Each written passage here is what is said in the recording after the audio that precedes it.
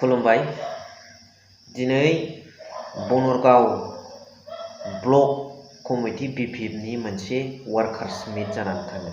बे वार्कार्स मिटआव Banargaon block committee BPF अर्थात Banargaon कन्स्टिटुएन्सिखौ BPF दोलोआ फैबाय थानाय बिटिसि इलेक्शनाव जेरैखि जाया देरहाथारनांगौनि थाखाय बनरगाव कन्स्टिटुएन्सिनि मानगोनां केन्डिडेट प्लास गार्जेन मानाव गेदेर कुमुद चन्द्र नार्जारी बिथांनि नेतृत्वआव ओरैबायदि डिसिसन लाबाय, खुनु राजखान्थि दोलोआनो बे बनरगाव समस्तियाव बिपिएफनि अनगायै जाहाथे साफि फैनो हाया, बेनि थाखाय गोरा डिसिसन लाबाय आरो बिथांमोना थैसोम थांसोम खामानि मावनो आवगायबोबाय।